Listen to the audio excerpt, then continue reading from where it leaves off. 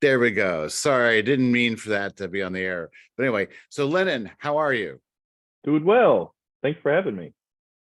Okay, now let me just make sure. Okay, there we go. Oh my gosh, lots of echo there. But so Lennon, Mhm. and I apologize for the echo, ladies and gentlemen, if that's coming through. But again, we're doing a little bit of experiment today. So Lennon, you're not echoing, so we'll try to let you talk a lot more than I do. Okay. Yeah. So let's start with you are showing right now an exhibit called Cosmic Connection at Garner Narrative that runs through April 30th. That's in Louisville, down in the Nulu district. Let's start with talk about that show. Talk about the work that's on the walls in Garner Narrative right now. Yeah. I was blessed to meet Angie through another show, Stephen Dorset.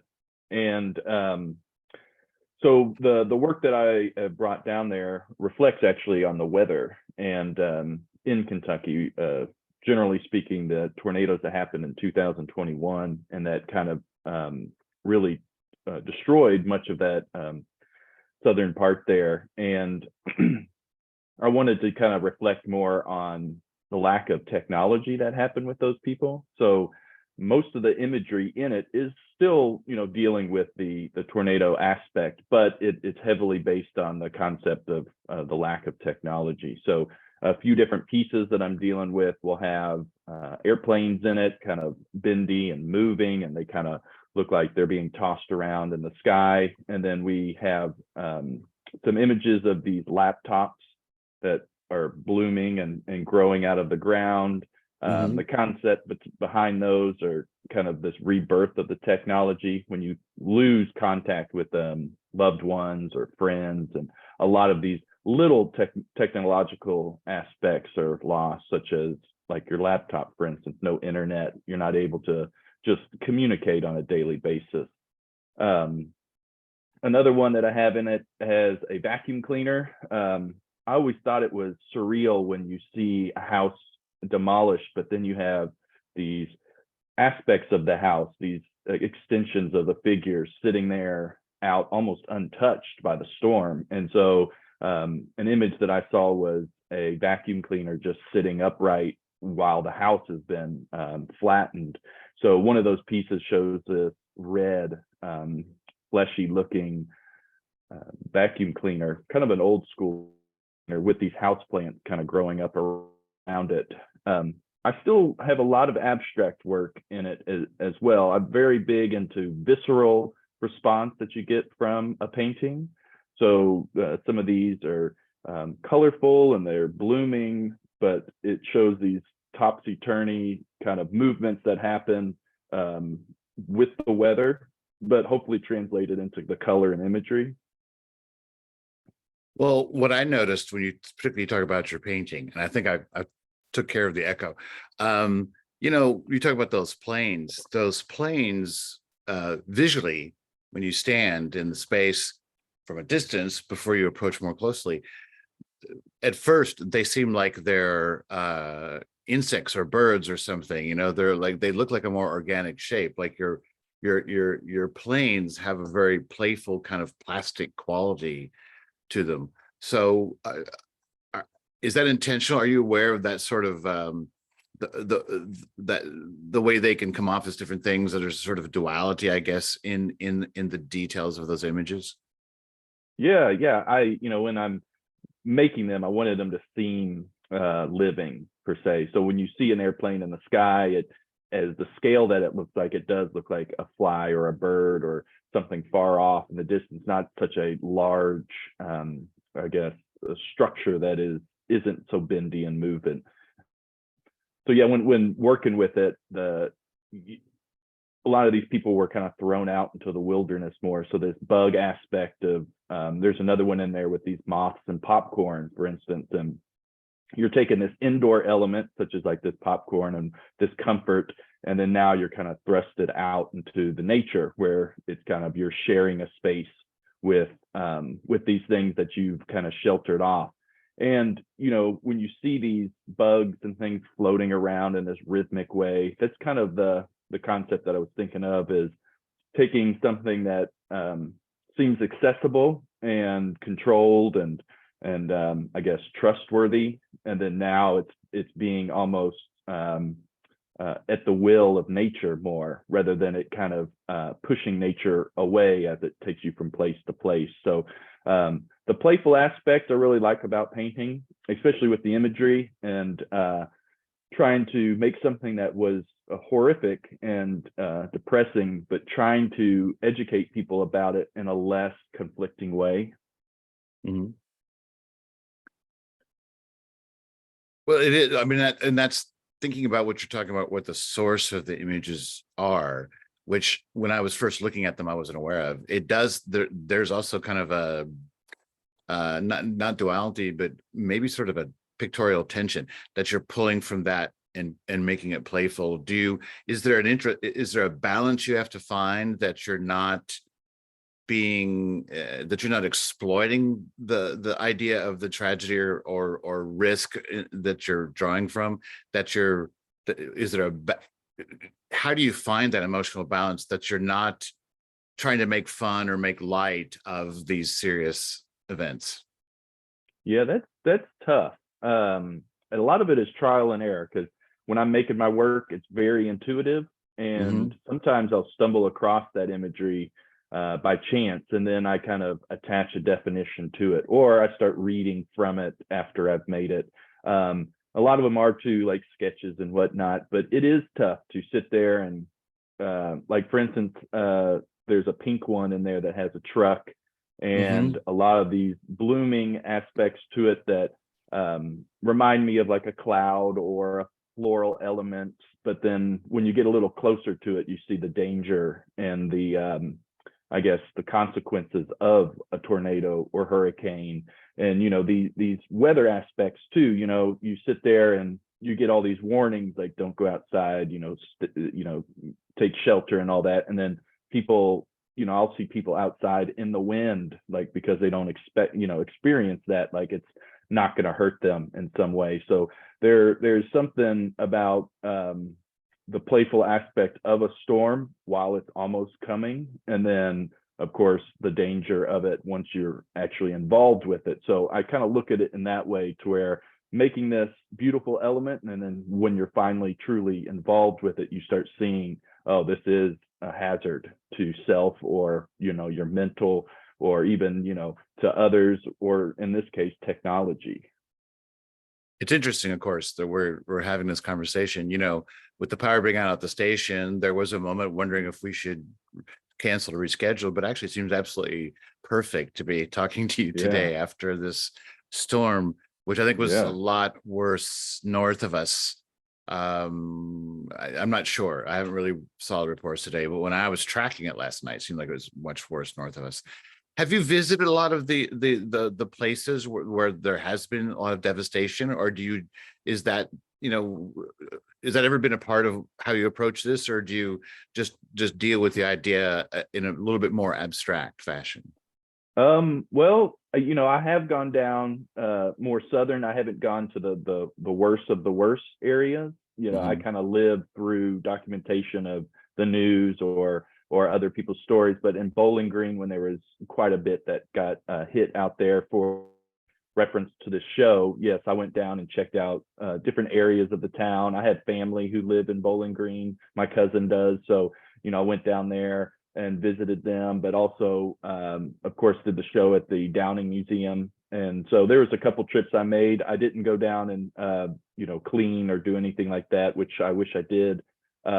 But working with Kentucky Arts Council, we did a lot of stuff, funding that we sent down there, and we, generally speaking, networked with all the individuals and got back and trying to restore all those art locations, artists that have been put out from their studios or galleries that have been Mhm. lost, or I guess record keeping locations for art, whether it's like a library or you know, video documentation locations. So it's definitely been researched, on my end through social media and the internet, but also through, lightly through going down there and talking to family. And then, of course, we had the storms up here in Lexington and Louisville just like a couple weekends ago, where it just knocked down trees throughout the, common places that you would never even think. So, so in other words, that the storm that I'm referencing that really demolished the southern eastern part of Kentucky, I went down to Bowling Green, but also, we've lived through many of these storms over years and years, and you're just seeing them get worse and worse and worse, whether they're man-made or really happening. It's just, you're seeing them more frequently. So it started to affect the way I work. Plus, my work kind of fell into that, generally speaking, because when I'm moving the paint around, it has this ocean, it has this wind look, it has a very aggressive fluidity to it at times. So I think it naturally started going towards that. The more I researched and looked at imagery and heard people's stories, I think it naturally started progressing in that way. And then when I had the opportunity working with LexArts to make a horse with these high school students down in Bowling Green, it really hit home. And so then that's when I started making the work for the Downing Museum. And then that's when I approached Angie at Gardner Narrative and was just telling the story with her. And she's really heavy into narrative, which was fantastic. And looking at her work and seeing all these elements and storytelling that's going on, I felt like it fit really good into her structure of a gallery here in Louisville. It does. I mean, I could see you guys showing together. There's a nice sort of relationship, very different, but I could definitely see the relationships, certain commonality in the way you guys approach your painting. I love her work. Oh yeah. So you mentioned this horse, and you have a project you're working on now. Can you talk about it? Or because I know sometimes when you're doing something you can't, but you're working on some kind of horse project now? Yeah, LexArts had the horse project that related to Horses of Hope, Independence Bank, and LexArts came together and we made that horse, which we raised a ton of money that we sent back to Bowling Green and Maysfield and Hopkinsville and all those locations to help provide stability to them. And then this horse, though, is a little different. Ed Mackey, he got this horse from LexArts, but it's not really connected as much in that regard. But we're making this image because I'm still learning quite a bit about the project as I go on with it, but and without revealing too much because he wants it to be kind of a surprise in a way. Right. But this horse is reflected of the Bahamas, and there's a big connection with the Bahamas and horse racing, and actually in Lexington and Kentucky with horse racing, there's been a few different individuals that are connected with those areas. And there's a plaque about one of these gentlemen up at the Thoroughbred Park, which is pretty much right down on Main Street, and it's got these bronze horses running across. So if you get a chance, people can go in there and kind of read a little bit more about him. But so this horse is going to go to the old horse track in the Bahamas, and it's going to just relate to their culture, which will have some landmarks, but also some more intuitive imagery that is reflecting of their surroundings. So it will be a present from Lexington to the Bahamas. And there's a little bit more that will happen, but I'm going to let him kind of reveal that as it gets a little closer. Well, that sounds really cool. And I don't know, maybe I should know, is there a Sister Cities connection or anything like that? Or is it just the horse racing industry connection? I think there is something. I'm trying to regurgitate what he's been telling me, but there is some connection to where there's been donations and financial support that came from Lexington and Kentucky that is connected to him. And plus he is from born and raised in the Bahamas, so he well, there you go. He's a native individual from so there. It's a personal connection. Yeah, for him directly. Yeah. Okay, terrific. Well, since we're talking about these kind of circumstances, it's about time for me to do a little business. So I'll start with, this message from the Red Cross. After a disaster, letting your family and friends know that you are safe and well can bring your loved ones great peace of mind. The Safe and Well website is designed to help make that communication easier. On this site, operated by the American Red Cross, you can mark yourself safe and well, or you can search for loved ones who have been in known emergency locations. To register or search the site, visit safeandwell.org. And as always, find your blood center, your nearest blood bank, and see about donating to the Red Cross. I know where mine is. It's on Hubbard's Lane, because that's crucial when these kinds of circumstances happen, particularly big things like the flooding in Eastern Kentucky a while ago and all that. And then I also want to tell you about that All That Jazz is a show that airs on Saturdays from 8 to 10 a.m., a collection of jazz, blues, gospel from the late 1950s to the early 1970s. It includes the beginnings of free jazz, the records produced by Impulse, ESP Records, and Columbia Records. It also includes the discovery of some of the early blues masters and their work recorded during the same years. Finally, it includes the beginnings of the modern gospel revival. You get all of that with your host, Juan Leon, on All That Jazz every Saturday from 8 to 10 here on WXOX LP in Louisville, Kentucky. It's 97.1 on the dial, artxfm.com on the internet. And so, I'm not sure if the power outage, I'm not sure how that affects the broadcasting today, but we're on the air right now with Lennon Michalski. This is Artist Talk with LVA, and I'm Keith Waits, and Lennon Michalski is an artist. But Lennon, I want to talk to you in his show. Cosmic Connect? What is it? Cosmic Connections? Well, it's Cosmic Cure that I did with Allison May. The book that. Are you talking about the show? Well, the exhibit at Garner Narrative, which is up through April 30th. Because I'm juggling construction. Me too. I'm juggling these screens here. So all of a sudden I go to say it and I'm like, I have to go back and find the screen with your bio and notes. And it's amazing what technology can do, but it's also sometimes a little bit of a challenge. And as we're talking, my dog is insisting on playing at my feet. But that's one of the nice things about doing it from home, is that you can be playing with your dog while you're broadcasting live, which I'm mostly doing just to keep her occupied while we do this. So I want to talk to you, Lennon, about, like you're on the Kentucky Arts Council. And so it's always interesting to me. An artist could be an artist and put their work out there, but you clearly are also engaging in the arts community in a larger way. Talk to me about, how does it come that you're on the Arts Council, and what do you like? What is that role? What do you feel is the responsibility to an artist to do something beyond their own practice?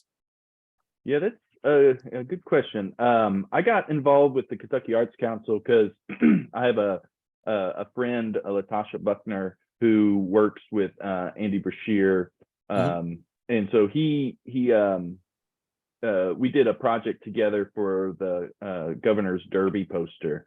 And after meeting him and his wife Brittany, they were really great, and wanting more art, of course, out in the community, and bringing not only the professional artists in, but these that don't do, artists who work and have a job, and then of course do art as a part-time gig. So he thought it would be great to have an artist on the committee for a couple of years. I'm not sure how long I'll be able to last. I definitely would love to go as long as possible. And I know that I think they cycle through people throughout, a few years at a time. But I guess my role was to demystify what was going on with the support, more or less. And I'm a big believer that the city should be helping support the arts, whether they are putting artwork out for people to see in the city, or providing funding to organizations, or let's say individual artists in particular. And I guess just to kind of come in and voice the goods and the bads that go along with all that, and kind of understand how these decisions are being made, but also just to try to get these artists that are underrepresented an opportunity to have a voice. From my experience, it is very easy for an academic artist to get involved with funding and projects. What is really tough is those people who are either self-taught or just, didn't go all the way through grad school to get some sort of support through the government or other people around town. And as you know, I'm a big believer of going to grad school and undergrad and learning as much as you can. But, financially speaking, for other people, as well as, it's hard to make money off of artwork and, just by selling it. And, a lot of the schools that you go to, they're not really gearing you towards, what are you going to get a job with, this trait that you're learning, or this trade that you're paying for. And so when I'm in the Kentucky Arts Council, I love just seeing where the support is going to. I haven't had much influence yet, I guess, to say just basically speaking, like I haven't been able to say put money here or there. I'm just there to kind of see what's happening and then say, hey, maybe there's this opportunity elsewhere. But it's been, in my opinion, I think they're doing a really good job of supporting areas of art, whether it is these large places like LexArts or the Opera House or theater groups. I think they're doing fantastic with that. It's for my sake, for learning, and then I can go back out into the field, and then I'm trying to educate these individuals of how to present themselves to Kentucky Arts Council, or even to another grant or a gallery, or even a school per se, like applying for grad school, to say this is the traits that they're looking for and how to kind of get to that end road. So well, I love what you're saying. Like, what you want to bring to the sensibilities and minds at work in the Arts Council is always, and it's not, I don't mean to say that it's not already there, but that sort of perspective needs to be in the rooms where decisions are made. In general, that kind of funding goes to organizations, and hopefully the organizations are doing programs that the individual artists can reach out to. But I love what you're saying too about artists that aren't educated. I have come to find there are more and more artists who haven't had a formal art education, or maybe they went to college to do something else and now they're trying to be an artist, but they haven't gone through all that. And it can be difficult sometimes. I think sometimes they get intimidated by grant applications and these things, and that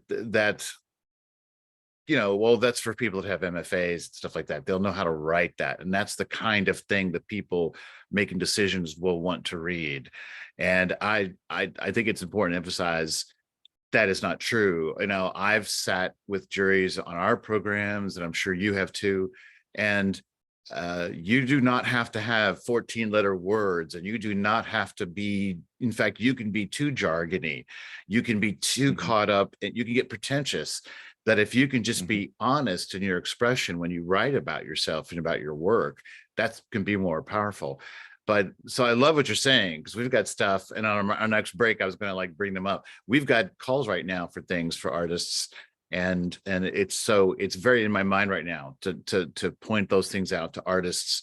And it's very easy. I know lots of artists who will say like, oh yeah, well, I see who gets that all the time, and you don't want me. And I always say, and I've said this on the show before, it's like, well, the one guarantee is that you won't get it if you don't apply. If you won't do the submission, if you won't put that in, yeah, you're right, you won't get it. So it starts with that. But there's a lot of self-defeatist attitudes sometimes I find in artists about why they think they shouldn't do it. And that's a struggle to try to get them away from that mindset. Do you find that's true when you talk to people, or are you having more success turning that around? No, I definitely feel like that's true. And I mean, I feel it in myself as well. So yeah, I will see an opportunity and I won't go for it, basically speaking, because I can kind of guess what they're looking for. So it's hard to say I'm going to spend hours on end to get a body of work ready and just throw it out there. But my suggestion, just like you said there, is you need to apply, to not only to get the job, but it is great opportunity to be in front of other people's eyes.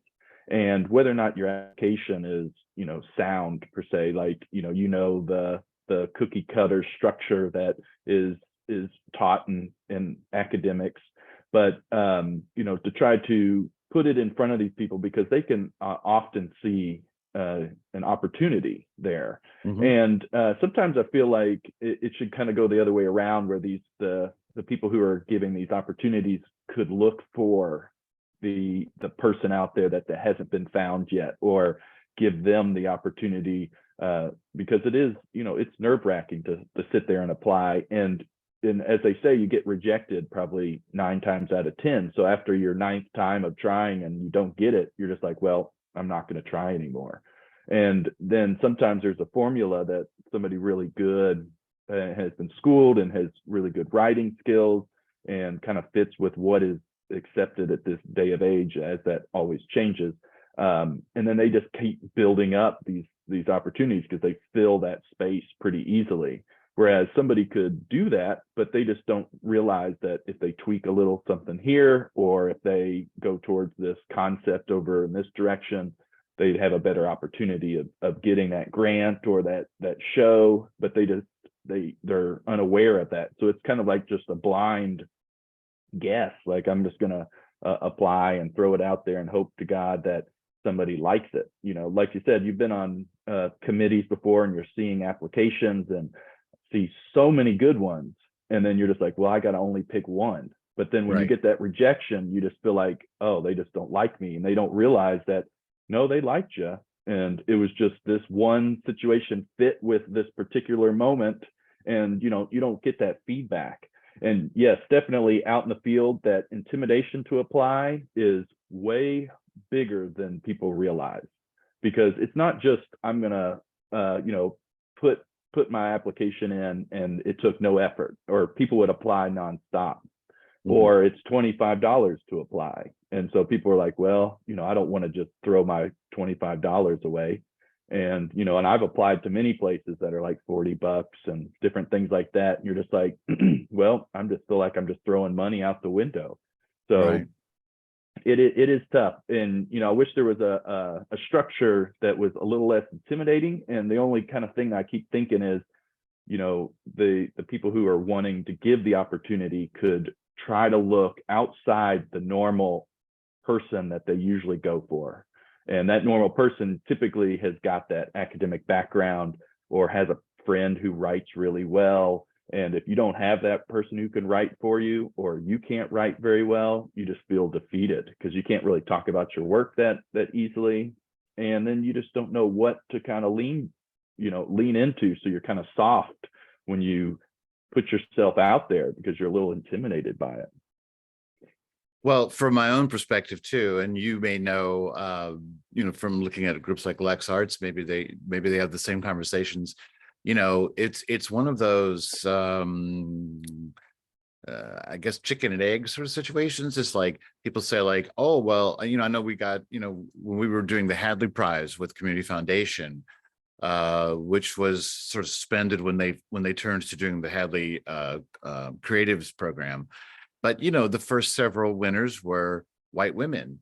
Well, yay women.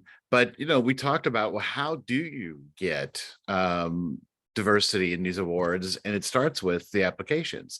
And that as somebody in leadership who's a white male, I learned very quickly, you can't, if you say, well, hey, they just don't apply, that is the height of laziness and irresponsibility in organizations like ours, that we have an obligation to say, if we want to see diversity in the winners, we need to have a greater diverse pool of applicants.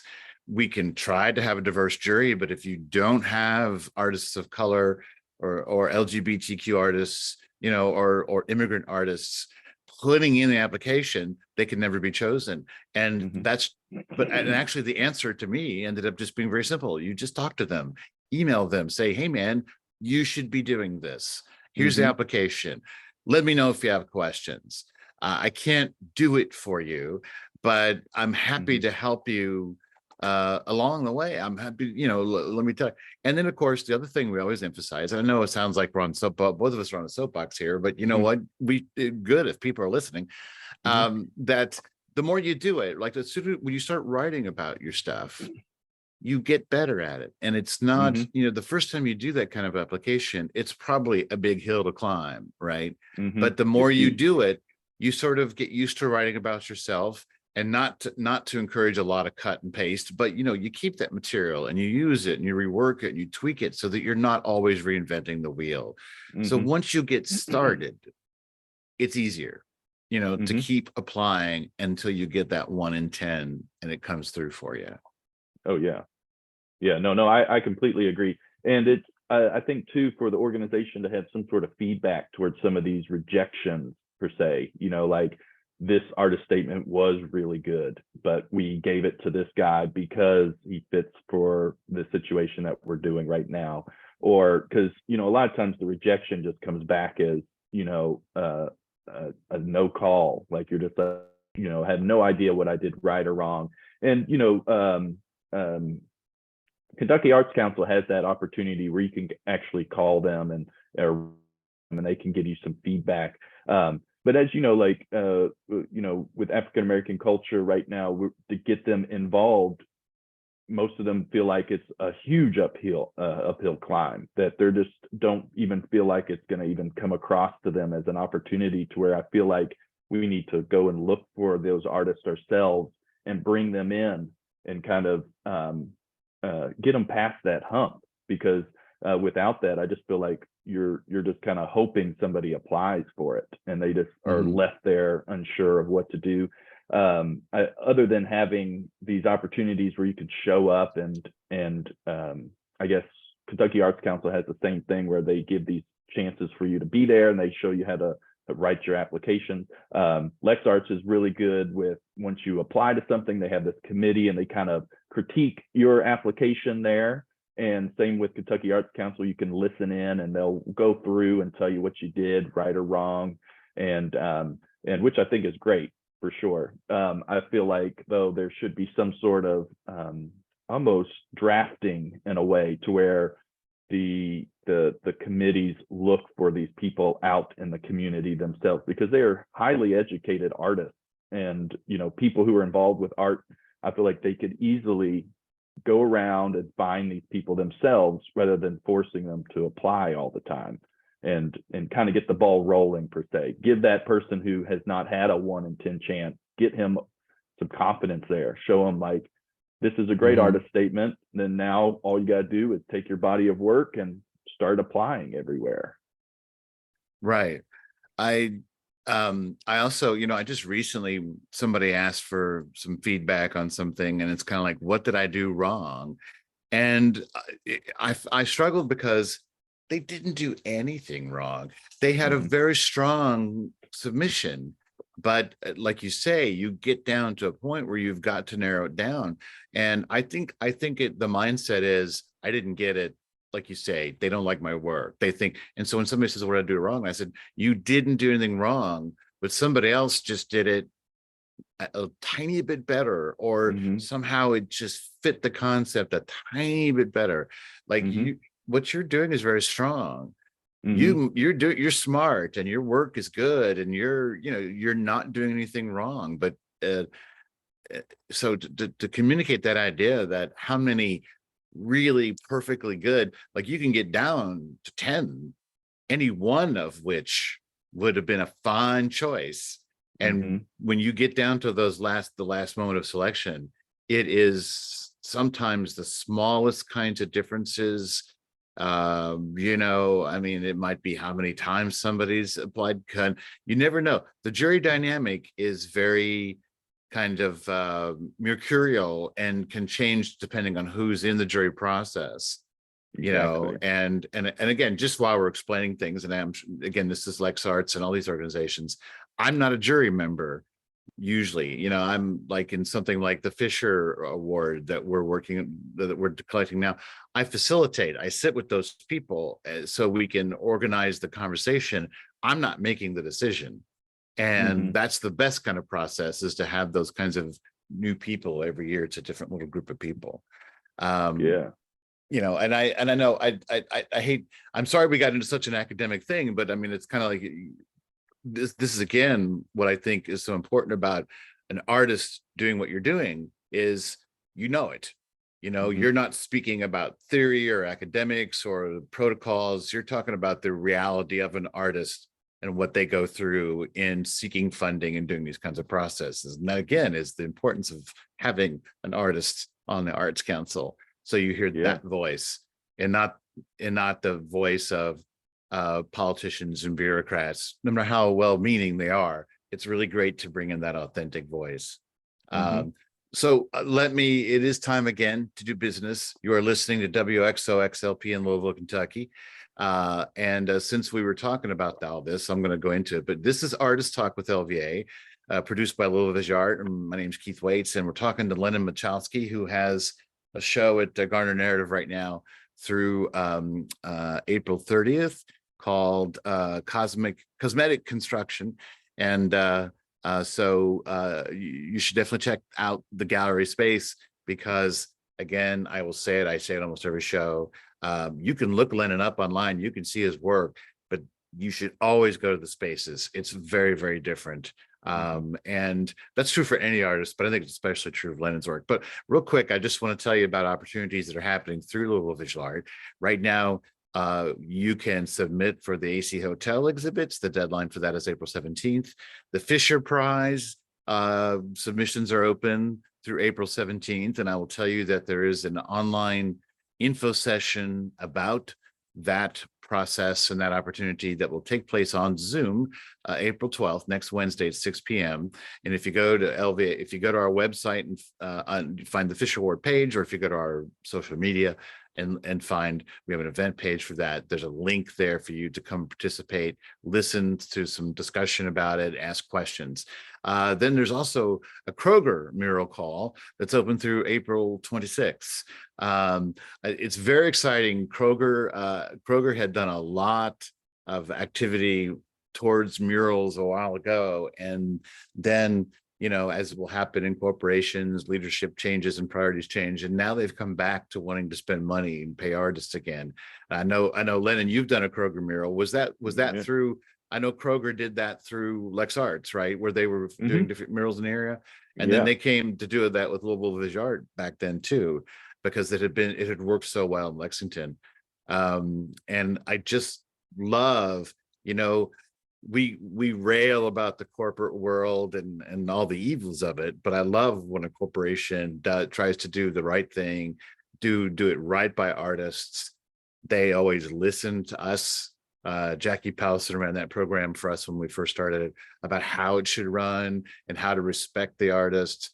And I want to give them all the credit, so that other corporations should look at that and see this is how you do things in the community in which you're operating your businesses. So I don't know, I don't want to turn into a big commercial for them, but I just think it's important in the arts community to call out good examples of corporate partnership like that. So yeah, no, I think Kroger has been fantastic. yeah. And if you go to Kroger's around town, there's typically a nice painting, and I know the community around here, so I recognize everybody's piece. And when Lex Arts brought me in to work with Kroger, they were wonderful. I talked to one of the head guys who kind of is overseeing a few of them, and he was great to get feedback and some pointers of what that area in town really reflected on, and pretty much just gave you free will to make a large scale piece. And they paid really well, and most of the people that get involved with it, this is kind of their first big piece in a corporate area. And you would think, oh, a grocery store, where is this piece going to be? But I shop at Kroger's all the time. I'm not trying to plug Kroger, but right. In general, though, that the fact that a lot of these corporations have dead wall space, and you're like, a lot of them too, you're in Kroger, and on that dead wall space is just Kroger, and you're like, I know where I'm at, and then we put a painting over top of that text, and mine was pretty much like 80 feet long, about 6 feet tall, big panoramic piece. And then others are like right when you walk in, so you see it immediately. Some are in the checkout area, some are in the produce area. And yeah, I would love for other corporations to start taking some of this money that they're getting from obvious people who typically shop there, and Exactly. put their work up on the wall and let them kind of define that space for you. I mean, and they were just really helpful all around install and feedback, and then the workers there. And then, I get texts and calls about people walking in and recognizing the work, and it just, it's such a good feeling to be in a space that is often visited. Because when I sell a piece, it's usually in a closed area like a law firm or something like Right. that, to where it's not seen by the public, and I never get to see it again. And in this case, you can actually go visit your work more often than you think. So it's great. Well, in our last section here, I do want to get back. This has been great to talk about all this sort of community and government and corporate responsibility, but let's get back to you and your work a little bit. Yeah.